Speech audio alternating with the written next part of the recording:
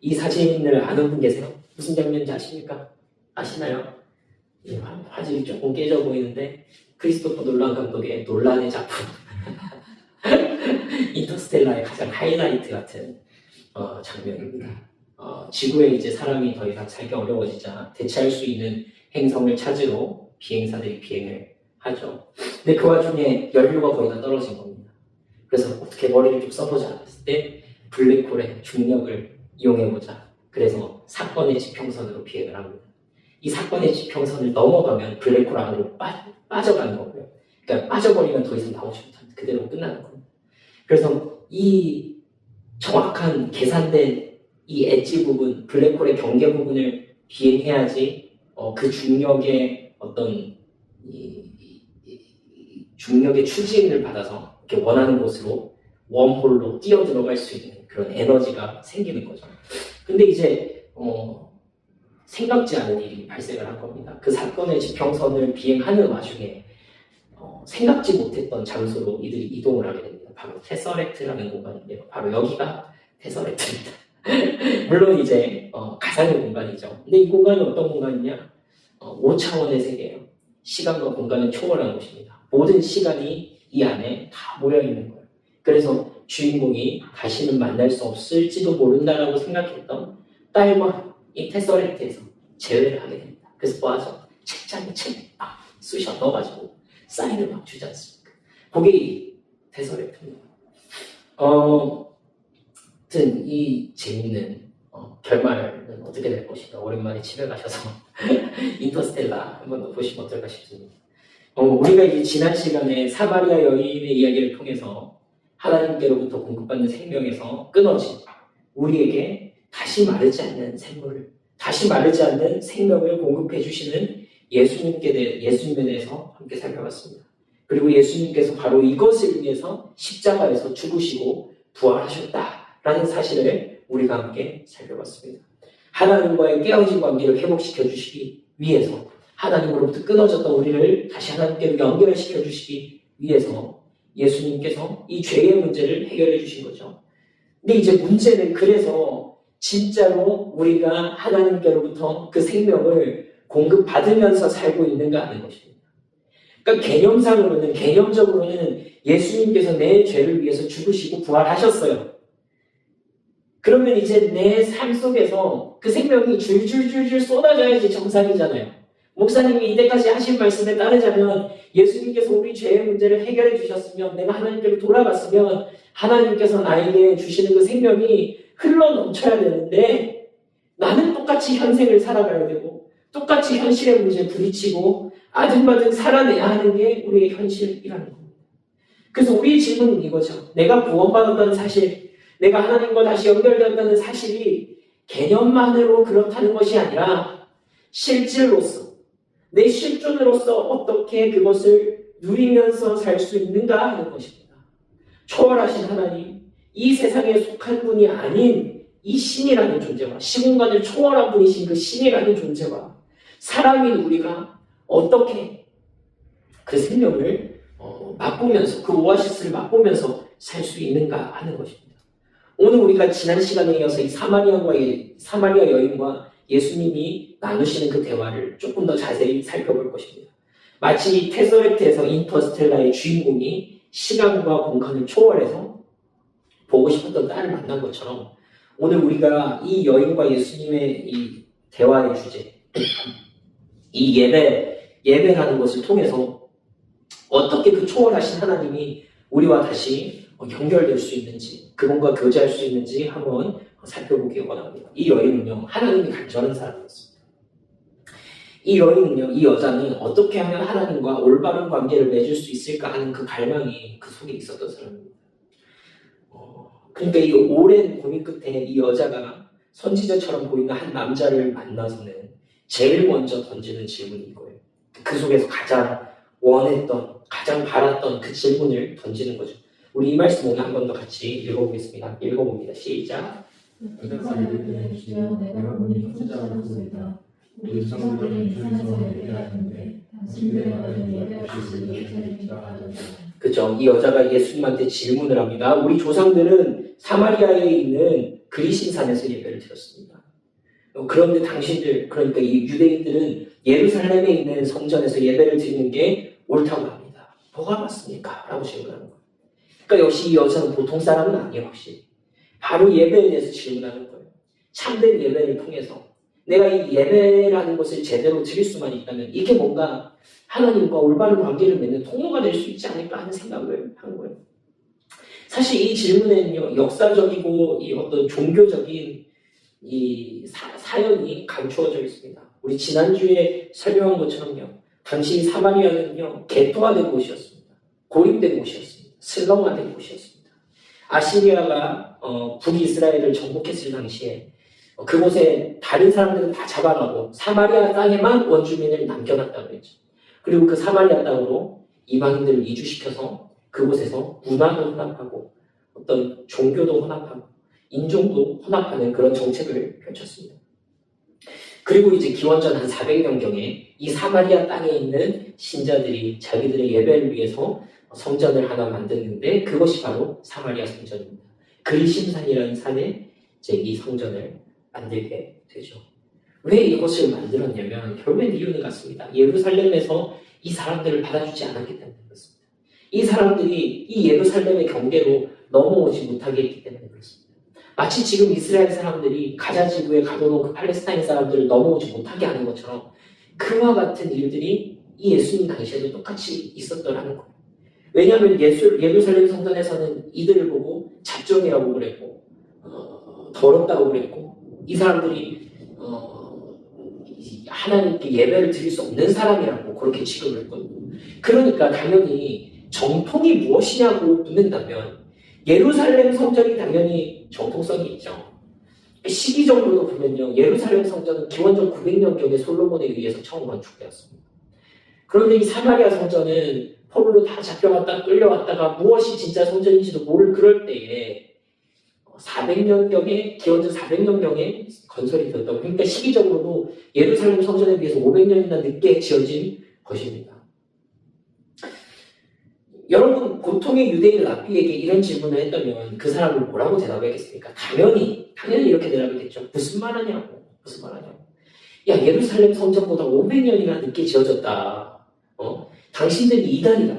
당신들이 정상이 아니라고, 사이비라고. 당신들은 여전히 글러먹었다. 이 성전까지 새로 만들어가지고 그곳에서 더럽게 이렇게 예배를 하고 있다. 그렇게 예배를 했을 거란 말이에요. 근데 예수님께서 여기에 대해서 오늘 다른 반응을 보이시는 거예요. 우리 이 말씀 같이 한번 읽어봅시다. 21절입니다. 시작. 예수께서 이르시되 여자여 내 말을 들으라. 이 산에서도 말고 예루살렘에서도 말고 너희가 아버지께 예배할 때가 이르리라. 그렇습니다. 그리심 산에 있는 사마리아 성전도 아니고 예루살렘 성전도 아니다. 둘 다 아니다. 진짜로 하나님께 예배할 때가 올 것이다 라고 얘기를 하는 거예요. 그러니까 여러분, 어쩌면 이 여자는요, 당연한 질문을 했습니다. 사람들은요, 저마다의 영적인 갈급함을 가지고 있죠. 이것은 인간의 본능적인 갈망입니다. 그리고 이건요, 이것에 따라서 사람들은 자기들만의 신을 찾기 위해서 자신들만의 종교 행위를 만들어냅니다. 이거는 모든 종교, 모든 문화, 모든 사회 가운데 공통적으로 드러나는 것입니다. 그러니까 꼭 이 사마리아인들이 예루살렘 성전에 가서 예배를 드리지 못하니까 자기들이 어떻게 해서라도 좀 신을 찾아보려고 하는 그 본능적인 종교심이 있다라는 거예요. 그것은 때때로는 종교의 형태를 띠기도 하고요. 종교가 아닌 것처럼 위장되어서 우리 삶에 자리 잡기도 합니다. 사람들은 무엇인가를 숭배합니다. 일종의 자기 성취를 숭배하기도 하고요. 혹은 돈을 위한 우리의 이 헌신이나 혹은 좀 더 안정적인 삶을 위해서 우리의 모든 에너지를 쏟는 것, 이런 것들이 사실은 어떻게 보자면 근본적으로는 종교 행위와 매우 닮아 있다는 것입니다. 혹은 이 종교 행위는 아주 정통성이 있어 보이는 예루살렘 성전에서도 그 본질상 다르지 않게 일어나고 있었다는 거예요. 그러니까 예수님께서 사마리아 성전 물론 아니지, 하지만 예루살렘 성전도 아니야 라는 얘기를 하시는 겁니다. 유대인들이 사입이라고 이단이라고 틀렸다고 말하는 사마리아 성전에서 드린 예배는 당연히 아니죠. 그렇다고 예루살렘 성전에서 지금 드리는 예배, 심지어 그 정통성이 있어 보이는, 매우 갖춰져 있어 보이는, 매우 있어 보이는 그런 예배조차도 예수님께서 바라는 예배가 아니라는 거예요. 다른 말로 하자면 예수님께서는요, 지금 어떤 종교적인 행위를 통해서, 어떤 형식을 통해서, 어떤 절차를 거쳐야지 하나님을 만날 수 있습니까? 라는 그 질문에 대해서 그런 곳으로는 하나님을 만날 수 없다라는 얘기를 하고 계신 거예요. 여러분, 우리가 모두 하나님을 만나기를 기대하면서 이 자리 가운데 모였습니다. 그리고 그분으로부터 생명을 공급받기 위해서 우리가 이 자리에 모였죠. 근데 분명히 우리가 기억해야 할 사실이 있습니다. 그것은 우리가 이 자리에 앉아 있다고 해서, 혹은 우리가 어떤 종교적인 양식을 갖췄다고 해서 어떤 예배 순서를 지키는 것이 하나님께 드리는 참된 예배를 보증해 주지는 않는다라는 사실입니다. 그리심상 당연히 아니죠. 그러나 예루살렘 성전이라고 안전할까요? 그렇지 않다는 것입니다. 우리의 종교적인 본성이나 종교적인 형식을 가지고서는 올바른 예배를 드릴 수 없다라는 이야기를 오늘 하고 계신 것입니다. 우리도 종종 어떤 장소나 형식의 예배 본질을 가두려고 하는 그런 실수를 범하죠. 예배당에 가야지만이 예배다. 혹은 정해진 의식과 순서가 있어야지 예배다. 어떤 이런 절차로 드리는 예배만이 참된 예배다. 그렇게 착각하곤 합니다. 그러나 그것은 예배의 본질은 아닙니다. 예수님은요, 장소나 형식보다 더 깊은 차원의 그런 예배를 말씀하고 계신 것입니다. 하나님과의 진정한 교제가 이루어져야 하지 않겠냐라고 말씀하시는 것입니다. 어떤 건물이나 장소에서만 가능한 것이 아니라 하는 것이죠. 우리가 예배드리는 이 장소도 평일에는 어떤 곳으로 쓰여집니까? 그냥 일반적인 일상생활을 하는 곳으로 쓰여지는 곳입니다. 그러나 우리가 모여서 하나님과의 만남이 있고 찬양이 있고 그 가운데서 감격함이 있기 때문에 이곳에서 우리가 드리는 예배가, 장소가 교회 간판을 걸어놓지 않아도, 십자가를 걸어놓지 않아도 이곳이, 우리가 모여있는 곳이 교회가 될 수 있는 것입니다. 이곳이 예배를 드리는 장소가 될 수 있는 것이죠. 그래서 예수님께서 계속해서 이렇게 말씀하십니다. 우리 23절 4절 함께 한번 읽어보겠습니다. 시작.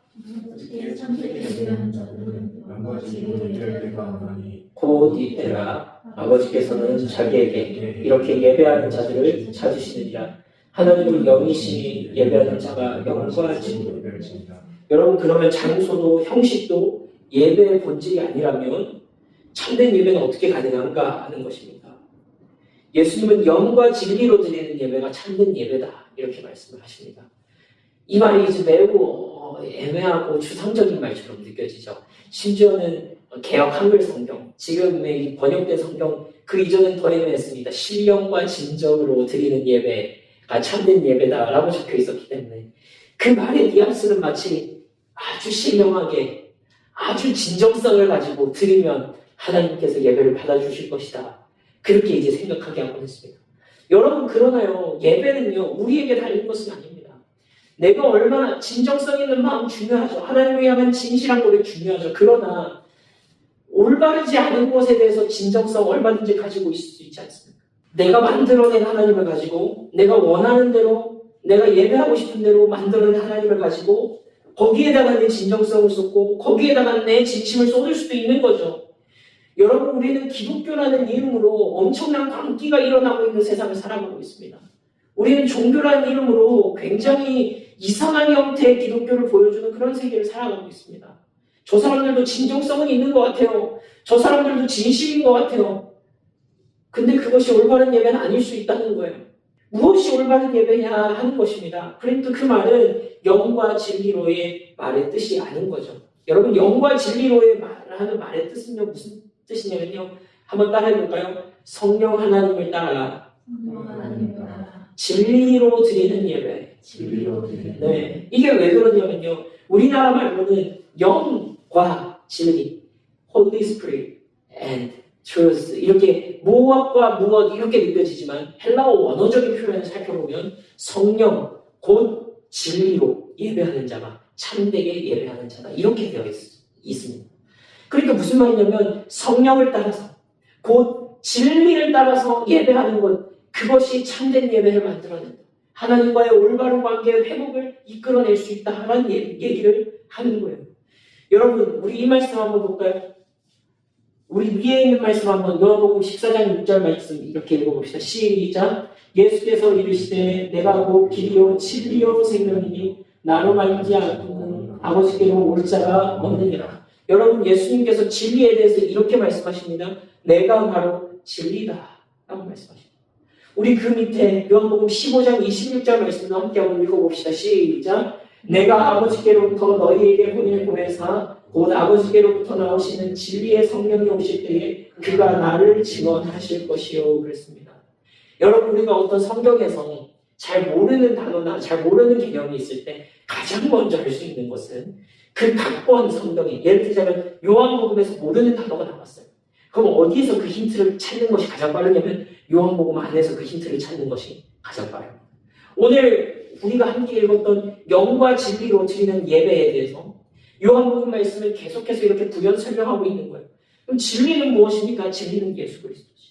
그것은 누가 가르쳐 주시니까? 내가 아버지께로부터 너희에게 보낼 보혜사 곧 아버지께로부터 너희에게 나오신 진리의 성령이 오실 때에 그가 나를 가르치실 것이다. 내가 누구예요 여기서?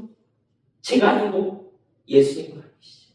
성령 하나님께서 오실 때에 무엇을 가르치시냐? 진리를 가르치시는데 그가 누구냐? 바로 예수 그리스도시라는 거예요.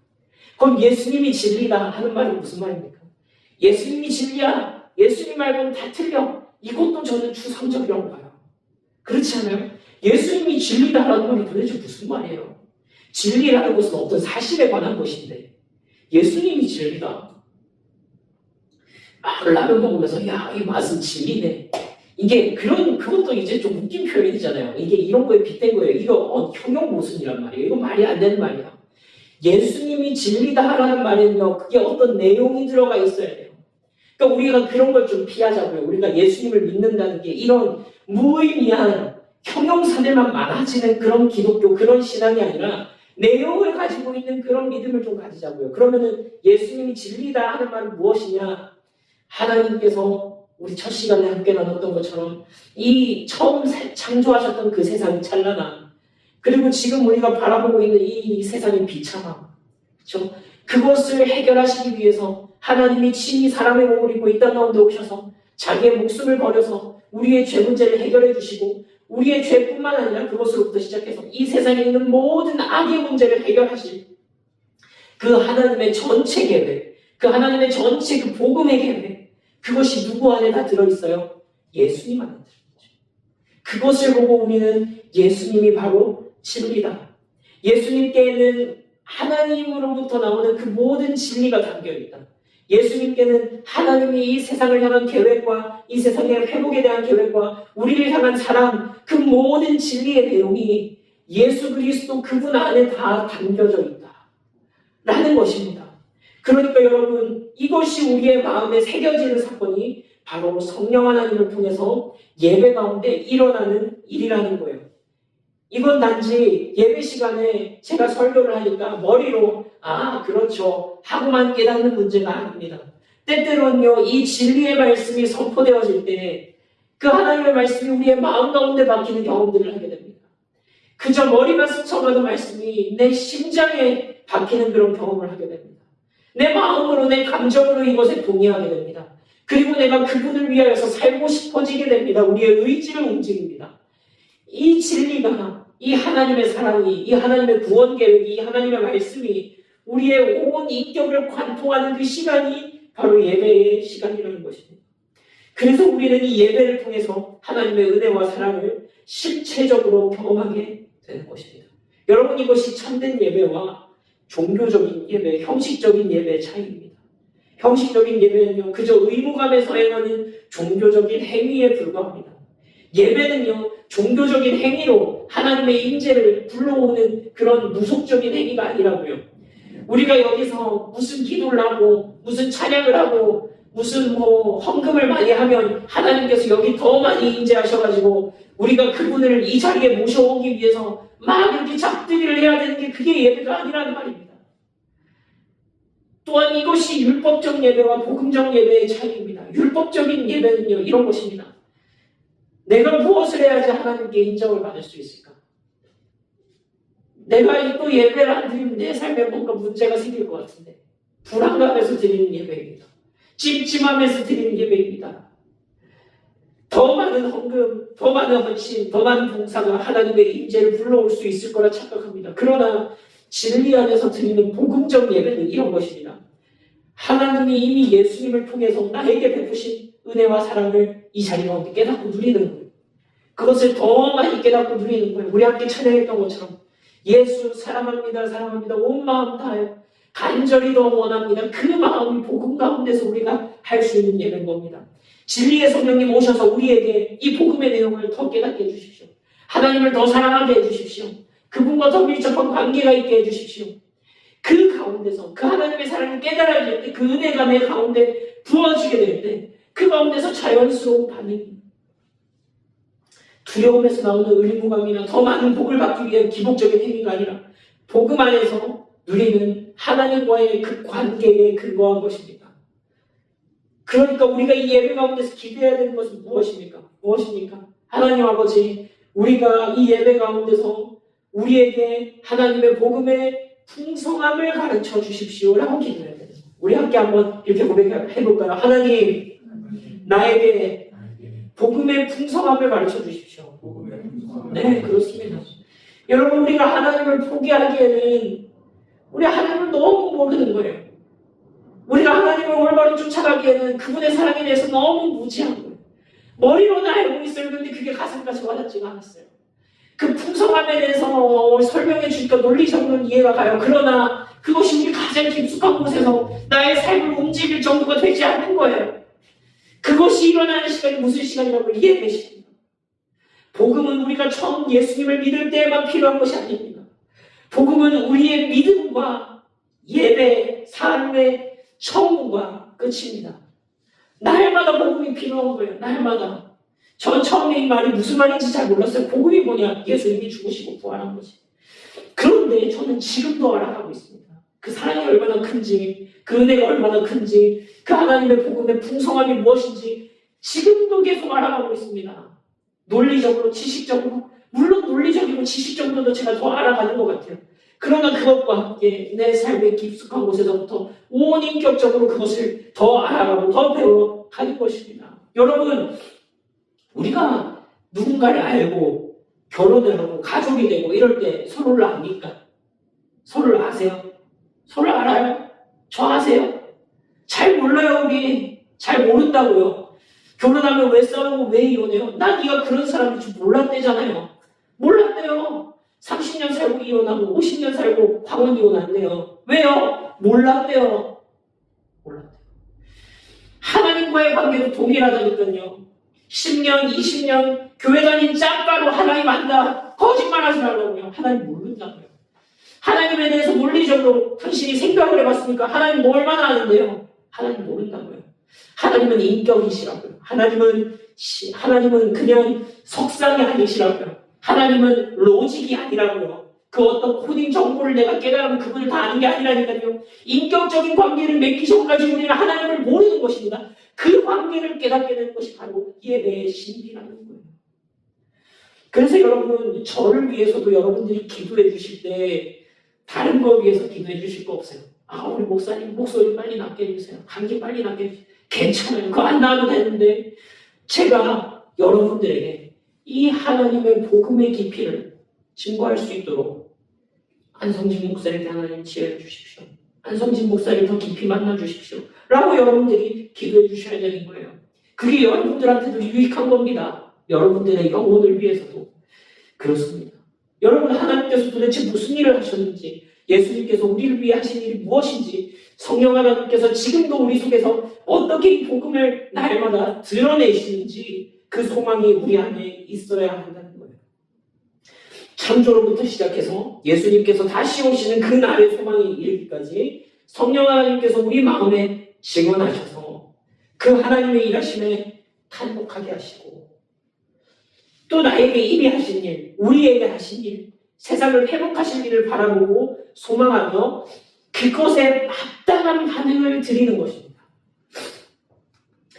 그것에 감격해서 하나님을 찬양하고 그 소망 가운데서 하나님께 기도하고 기쁨으로 우리 자신을 기꺼이 하나님께 헌신하는 것이죠. 이것이 참된 예배라고 할 수 있는 것입니다. 종교적 행위로 하나님을 불러오는 것이 아니라 진리 안에서 하나님의 마음을 깨닫고 그분과 실존적인 교제를 하는 것, 그 순간이 바로 예배의 순간이라는 것입니다. 여러분, 그렇다면요, 우리가 그래서 꼭 붙잡아야 할 것이 있습니다. 바로 하나님 그분 자신, 예수님 그분 자신입니다. 예배가 종교적인 형식이나 의식의 문제가 아니라면 진짜 진리 안에서 하나님과 누리는 그 전인격적인 교제의 문제라면 하나님 그분 자신을 만나는 것이, 예수님 그분 자신을 만나는 것이 가장 중요하죠. 그래서 예수님께서 우리 가운데 반드시 함께 하시겠다고 하는 약속이 있습니다. 우리 이 말씀 함께 살펴볼까요? 우리 이 말씀 함께 읽어보겠습니다. 시작!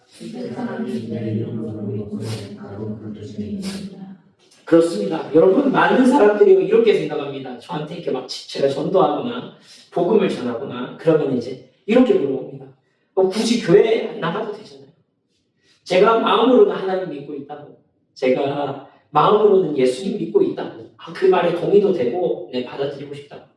근데 교회를 나가는 건 저는 조금 불편하다고. 물론 개인적인 신앙의 영역에서 우리는 혼자 기도하고 묵상하는 시간에 하나님을 만날 수 있습니다. 그분의 인도를 받을 수 있습니다. 느낄 수 있습니다. 그러나 그것이 성경적으로 참된 예배의 모습이라고 볼 수는 없어요. 왜냐하면 주목할 것은요, 예수님께서요, 성경 어디에도 네가 혼자 예배 드리는 와중에 그때 너와 함께 하겠다라고 명문화된 약속으로 약속하신 적은 없습니다. 그 기도를 들으신다, 내가 너와 함께 한다, 이거랑 별개로 내가 그들 가운데 내가 그곳에 반드시 있다, 내가 반드시 거기에 있겠다라고 한 약속을 주신 일은 없다고요. 그런데 예수님은요, 이 말씀에서처럼 두세 사람이 내 이름으로 모인 곳에 나도 그들 중에 함께 있느니라라고 못 박아버리셨어요. 못 박아버리셨어요. 내가 거기는 반드시 함께 있다라고 못 박아버리셨다고요. 여러분, 이 약속은요, 이 예배의 본질적인 가치를 보여줍니다. 여러분, 만약에 이 예배가 형식이나 의식의 문제가 아니라 진짜 하나님께서 함께 하시냐 함께 하시지 않느냐, 예수님이 거기 계시냐 안 계시냐의 문제라면 여기 예수님이 계신 것보다 더 중요한 것이 무엇이 있겠냔 말이야. 우리 예배 가운데 하나님이 이 자리 가운데 좌정하신 것, 예수님께서 우리 가운데 계신다라고 하는 그 약속보다 더 중요한 게 어디 있겠냔 말이에요. 그러니까 이 약속을 내팽개 쳐놓고 내가 예배를 드린다? 그런 건 없는 거예요. 그건 없다고요. 그 예배 아니라고요. 이곳 가운데 지금 예수님이 우리와 함께하고 계신다. 이 신비를 여러분 아시겠습니까? 지금 이곳 가운데 예수님이 우리와 함께 하신다고요. 예수 그리스도의 이름으로 우리가 여기에 며칠이라도 모여서 함께 예배드리잖아요. 아무리 적어도 두세 사람이 모인 그곳 가운데 예수님이 함께 하신다. 그것이 우리가 함께 드리는 이 교회 공동체로서 드리는 이 예배 가운데 주시는 약속이다라는 말입니다. 만약에 예수님께서 그 약속을 주셨는데 그 예수님을 빼놓고 예배드리겠다, 다른 어떤 형태로 나 혼자서, 나 분리되어서 사람들과 관계하지 않고 어디 산속에 처박혀가지고 나 혼자 예배드리겠다, 그럼 뭐랑 같냐면 찐빵에 안고가 없는 거예요. 붕어빵에 슈크림도 없고 팥도 없고 뭐 앙버터도 없고 아무것도 없는 거예요. 그냥 빵떼기만 있는 그런 붕어빵이라고. 그거 누가 사 먹냐고요. 김 빠진 사이다 같은 것입니다. 여러분, 이것은요, 무엇이 더 효율적이냐의 문제가 아닙니다. 예수님께서 무엇을 약속하셨느냐의 문제입니다. 예배는요, 내 취향껏 드리는 게 아니에요. 예배는 내가 내 기분에 따라서 드리는 게 아니란 말입니다. 하나님의 약속에 따라서 드리는 것이 예배입니다. 여러분, 지금 우리 오아시스 교회가 온라인으로만 이 당시에 신앙생활 하시던 우리 샤이니 처치 시절 때 온라인으로만 신앙생활 하시던 분들 거의 지역교회로 다 연결시켜드렸지만 당시 코로나 시기 때 우리가 온라인으로밖에 예배드리지 못할 때 그래서 어떻게 했습니까? 어떻게 하면은 이 온라인으로 예배를 드리면서도 이 공동체성을 유지할 수 있을까 하는 것에 굉장히 머리를 썼었습니다. 그래서 어떻게 했었느냐? 찾아갔죠. 사역자들이 갈아 넣었죠. 그쵸? 막 부산으로 가서 예배 세팅 다 싸들고 가가지고 부산에서 장소도 찾아가지고 예배드리고, 거제도 와가지고 예배드리고, 강릉 가가지고 예배드리고 그렇게 했잖아요. 그쵸? 또 누구라도 만날 수 있다면 만나서 이 신앙에 대해서 깊이 얘기하고 이 공동체성을 어떻게 해서라도 유지해보기 위해서 그렇게 노력을 한 것입니다. 왜 이렇게까지 비효율적으로 했어야 합니까? 왜 이렇게까지 합니까? 왜냐하면 그것이 교회와 예배의 본질적인 부분이기 때문에 그렇습니다. 본질적인 부분. 예수님께서 공동체 예배에 특별한 약속을 주신 이유가 뭘까요? 왜 그렇다면 예수님께서 이렇게 함께 예배드리는 곳에 가치를 두셨을까요? 왜냐하면 그것은 하나님께서 처음 창조하셨던 하나님 형상 공동체, 하나님의 형상으로 창조된 자들이 하나님과 함께 누렸던 그 하나님 형상 공동체를 보여주기 때문에 그렇습니다. 그것을 공동체 예배가 드러내 보여주기 때문에 그렇습니다. 에덴 동산에서 하나님의 형상이었던 아담, 하나님의 형상이었던 하와가 하나님과 함께 그 동산을 거닐었다, 함께 산책했다 라고 창세기는 이야기하고 있거든요. 여러분 그 모습을 한번 여러분 상상해보세요. 아담과 하와가 하나님과 아무 서서름 없이 그 가장 아름다웠던 태초의 그 자연을 함께 거닐었던 그 시간을 상상해보라고요. 여러분 거기에 찬송가가 있습니까? 거기 예배 순서가 있습니까? 여러분 예배 시간이 되었습니다. 자리에서 일어나 주십시오. 사도 신령하겠습니다. 이런 게 있었습니까? 혹은 뭐 주기도문이 있었습니까? 설교가 있었습니까? 무슨 예배 순서가 있었습니까? 그런데 그것이야말로 태초에 가장 완벽했던 예배인 것입니다. 태초에 하나님께서 하나님의 형상을 따라 지음받은 자들이 모여서 그 가운데서 하나님과 함께 완전한 일치를 이루었던 그 태초의 예배, 그 예배가 우리가 돌아가야 할 예배고 우리가 회복해야 할 예배이기 때문에 그렇습니다. 죄로 인해서 우리는 하나님과의 관계뿐만 아니라 서로의 관계도 깨어졌죠. 아담과 하와의 관계가 깨어졌죠. 가인이 아벨을 죽였죠. 예배가 거기서부터 파괴된 거예요. 여러분 가인의 예배가 왜 그렇게 받아들여질 수가 없었냐 하면은 하나님을 만나는 그 예배의 순간, 그 제사 드리는 그 장소에서도 아벨의 제사만 받으시는 것을 보고 그가 속에 질투로 분노를 참을 수 없었던 거예요. 그 예배의 본질을 벗어나고 한참은 벗어나버린 것입니다.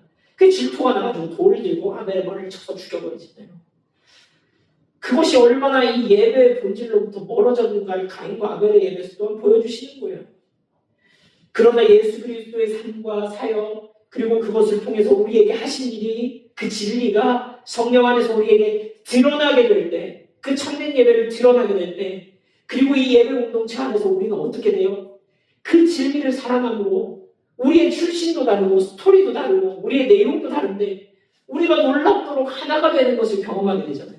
우리가 함께 찬양할 때, 우리가 함께 기도할 때, 우리가 우리의 삶을 나누고 우리를 만나주셨던 하나님에 대해서 고백할 때 우리는 하나가 되는 것을 느껴요. 네 속에도 그 하나님이 계셨구나. 너도 그렇게 살았구나. 나도 그렇게 살아보려고 했는데 나도 그렇게 살게. 이 놀랍도록 하나 되는 그 시간을 누리는 것이 이 예배의 장소의 특징이라고요. 그래서 성경은요, 예배 공동체를요, 단순히 종교적인 모임이 아니라 하나의 유기적인 인격체로 묘사를 합니다. 그래서 바울은 이 예수님을 머리로 하는 하나의 공동체를 이렇게 설명하죠. 우리 함께 읽어보겠습니다. 시작. 이는 이 둘로 자기 안에서 십자가로 이 둘을 하나님으로 하나님과 그렇죠.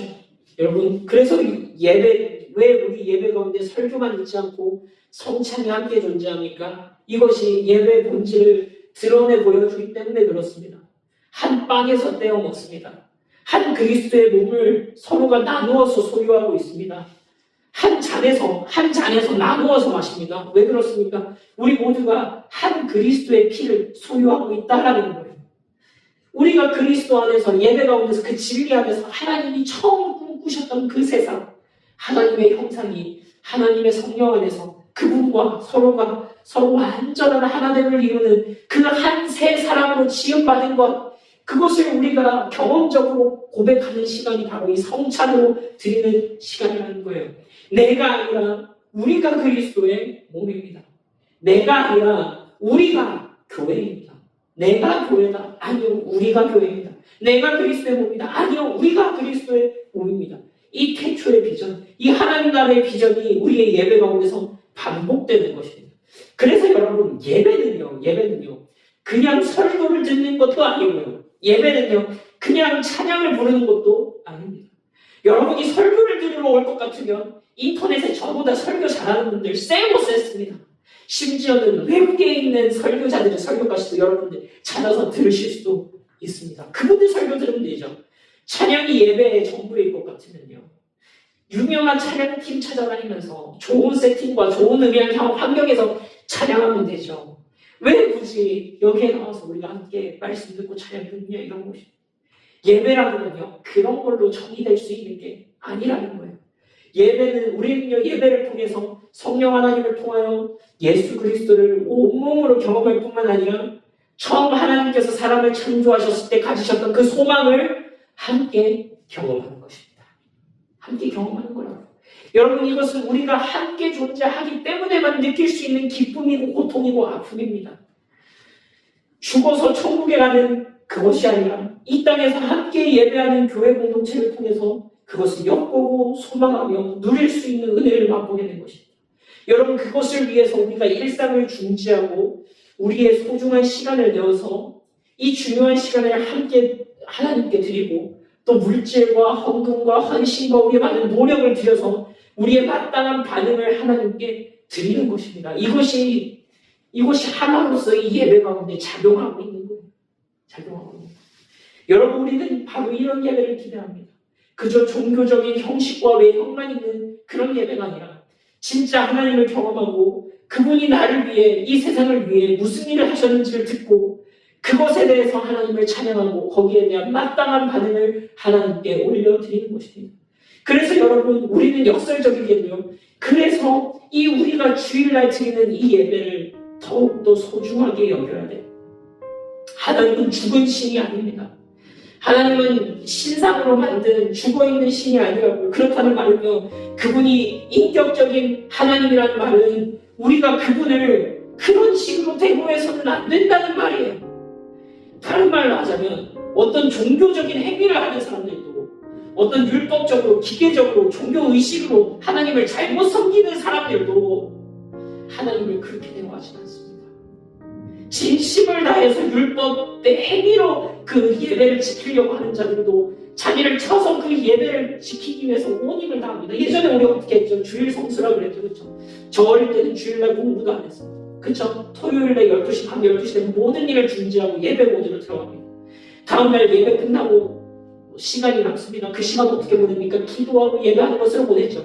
그러고 12시 때 가면 다음날 시험이라도 밤을 새더라도 12시 또 공부했습니다. 물론 저는 그게 완전히 옳다고 생각하지 않아요. 지금에 와서. 그러나 그렇게 내가 율법적으로 살았을 때도 예배를 그렇게 하찮게 취급하진 않았다. 그런데 때로는 우리가 이 예배라는 것을 너무 가볍게 하나님이란 분을 너무 소홀하게 대하지는 않는가 하는 생각을 해봐야 된다는 것입니다. 여러분 굿하는 분들이 있죠. 무당하시는 분들. 그 사람들이 자기가 섬기는 신을 섬기기 위해서 새벽부터 일어나가지고 목욕하고 자기를 깨끗하게 하고 그렇게 기도하고 그 신, 자기가 섬기는 신을 위해서 그렇게 자기를 준비를 한대요. 저는 하나님을 섬기는데 그와 같이 기복적이고 종교적인 준비가 필요하다고 생각하지는 않습니다. 그러나 분명한 것은 오늘날 우리 세대에서 하나님과 그분을 만난다라고 하는 그 예배가 너무 하찮게 취급받는 것도 사실이라고 생각합니다. 우리가 지난 시간에 예수님께서 자기의 생명을 들여서 하나님과 우리 사이에 막힌 담을 허무시고 그 생명으로부터 공급받을 수 있는 길을 여셨다고 그랬습니다. 그리고 오늘 우리는 이 말씀을 통해서 참된 예배를 통해 그 생명이 지속적으로 우리에게 공급될 것이라는 약속을 확인했다라고 그랬습니다. 여러분 우리가 회개했다는 것은 무슨 말입니까? 지난 시간에 제가 그랬죠. 삶의 방향성이 달라진 거라고 했습니다. 하나님 이번 주에 진짜 잘못했네요. 거짓말했는데요. 죄송합니다. 다음부터 안 그럴게요. 와가지고 회개하고 나 죄 용서받았다. 이게 회개가 아니라고 그랬죠. 그렇죠? 회개라는 것은 근본적으로 이 작은 회개들도 물론 작은 단위의 회개지만 진짜 본질적인 의미에서 회개라는 건 무엇이라고 했습니까? 하나님 없는 삶으로 끊임없이 달려가던 내 삶을 멈추고 창세기 그 사건이잖아요. 선악과를 따먹은 거. 하나님 없이 살겠습니다. 내가 내 삶의 주인이 되어서 살겠습니다. 하나님 내 삶에 터치하지 마십시오. 라고 하는 그 삶으로부터 계속 끊임없이 달려가다가 거기서부터 내 걸음을 멈추고 돌이키는 거예요. 가다가 넘어지기도 하겠죠. 코가 깨지기도 할 거예요. 때로는 내가 체력이 안 돼가지고 헉헉거리면서 천천히 갈 수도 있겠습니다. 그러나 내 방향이 어디로 갈까? 하나님, 나 하나님께로 가고 싶습니다. 하나님, 나 하나님과 동행하고 싶습니다. 하나님, 나 하나님과 더불어 살고 싶습니다. 하나님, 나와 함께 해주십시오. 그것이 진정한 회개라고 그랬습니다. 하나님 없는 삶으로 끊임없이 치달아가도 우리의 삶에서 하나님을 향하여서 살아가는 그 삶으로 돌이키는 것, 그것이 회개라고 했습니다. 그러면 여러분, 우리가 하나님을 참되게 예배할 때 그 하나님을 참으로 누리고 느끼고 감격하고 우리의 온 인격으로 그분을 배우는 그 은혜가 이 예배 가운데 있다는 그 약속 앞에 우리가 이 예배를 소중하게 생각할 수밖에 없고 포기하지 않을 수 없는 그 이유가 여기 있지 않겠습니까? 만약에 우리의 회개가 하나님 있는 삶으로의 돌이킴이라면 하나님께서 이곳 가운데 계시고 이곳 가운데 우리를 은혜를 주시고 우리가 함께 예배하는 가운데 그 진리의 풍성함을 더욱더 가르쳐 주시겠다라고 한 이 약속이 있는 이 자리 가운데 우리가 그 예배를 사모해야 할 이유가 충분히 있지 않겠냐는 거예요. 그리고 저는 이곳에서부터 우리의 일상의 예배로의 확장이 일어난다고 확신합니다. 우리가 일상에서 하나님과 교제하고 그분을 누리고 그분과 동행하는 거, 이거 절대로 쉬운 거 아니거든요. 절대로 쉽지 않아요. 우리가 아주 애를 써도 우리는 순간순간 우리의 욕망대로 그냥 우리의 생각대로 살아가는 것이 우리 모습이잖아요. 진짜로 우리의 삶을 한번 돌아보자고요. 진짜 우리 삶은 하나님과 인격적인 동행이 있냐 이 말입니다. 하나님으로부터 공급받는 그 생명이 있냐 이 말입니다. 이건 진짜 어려운 일이에요. 그냥 가볍게 할 수 있는 말이 아니란 말입니다. 그러나 우리가 함께 예배하는 이 시간, 우리가 깊이 하나님을 만나는 그 은혜가 있다면 이 주일에 우리가 함께 드렸던 이 예배가 우리의 일상을 지배하기 시작하는, 그것이 우리의 삶의 영역들로 흘러가기 시작하는 그것을 우리가 맛보게 될 것이라는 거예요. 현학적인, 사변적인, 종교적 담론이 아니라 이 말씀이, 이 생명이 진짜 우리의 삶에서 일어나는 그런 실제가 되리라는 것입니다. 우리 인내라는 찬양하고 더 원합니다라는 찬양, 우리 두 찬양하면서 함께 기도할 건데요. 우리 들은 말씀을 생각하면서 함께 찬양하고 기도할 때 우리 두 가지 기도 제목으로 함께 기도하면 좋겠습니다. 첫 번째는요, 우리의 예배를 대하는 태도를 놓고 기도합시다. 우리가 이 예배를 지나치게 형식적인 것으로, 그래서 별것 아닌 것으로 생각하고 있지는 않았는지, 그래서 기대와 소망보다는 어쩌면 어떨 때는 냉소적인 마음으로 이 자리 가운데 오지는 않는지 되돌아보자 하는 거예요. 여러분, 저 역시도 이 기도에서 자유롭지 않습니다. 말씀을 준비하면서, 설교를 준비하면서 저 역시도 오늘 이 예배를 준비하면서 오기까지 제 마음속에도 수많은 회의적인 생각과 냉소적인 생각과 기대가 끊임없이 교차하면서 발길질하면서 이 자리 가운데까지 왔어요. 오늘은 몇 분이나 오실까? 오늘은 얼마나 많은 사람이 올까? 그런데 이 예배를 드리는 게 의미가 있을까? 그런 냉소적인 마음과 비관적인 마음도 제 마음 한편에 있는 것이 어쩔 수 없는 사람이기 때문에 어쩔 수 없다고요. 그런데 그게 아니라고요. 저도 이 말씀 앞에 서는 거예요. 그게 아니에요. 형식적이고 몇 사람이 모였고 많고 적고 그게 아니에요. 예수 그리스도의 이름으로 우리가 모였다는 게 중요한 것입니다. 이곳 가운데서 하나님 함께 하시고 이곳 가운데서 하나님 은혜 주시고 이곳 가운데서 진리가, 복음의 그 풍성함이 드러나는 거예요. 그래서 하나님 주신 이 분명한 약속, 그것을 의지하지 않고 의무가 돼서, 혹은 내가 일상이 중요하지 주일에 드린 예배는 그저 형식에 불과해 라는 그런 마음은 없었는지 회개하면서 좀 돌아보는 그런 시간이 되면 좋겠습니다. 또 한 가지는요, 우리의 드리는 예배 가운데, 우리 오아시스 교회 예배 가운데 진짜로 성령 하나님께서 우리 가운데 성령을 따라 그 진리의 풍성함을, 복음의 풍성함을 드러내는 예배 되게 달라고 기도하면 좋겠습니다. 오늘뿐만 아니라 앞으로도 우리가 기대하고 우리의 예배를 위해서 기도하면서 준비할 때 그 소망 가지자고요. 하나님 아버지, 이 예배 가운데 주님 더 알게 해주십시오. 진리 되신 예수 그리스도의 그 풍성함을 내가 더 알아가게 해 주십시오. 그래서 그것이 예수님이, 하나님이 나에게 어떤 개념이나 어떤 이론이나 어떤 논리나 사건이 아니라 그분을 내가 온 인격으로 담아내는 그런 시간이 우리 예배 시간 되게 하여 주시옵소서. 찬양하는 데 하나님을 만나게 해주십시오. 기도하는 가운데 내 마음이 동하게 해주십시오. 말씀을 듣는 가운데 내 삶이 움직이게 해주십시오. 주님, 우리의 예배가 그렇게 살아있는 예배 되게 도와주십시오. 우리 그렇게 예배하면서 나가야 할 것입니다. 우리 함께 찬양하면서 우리 이후에 이 기도 제목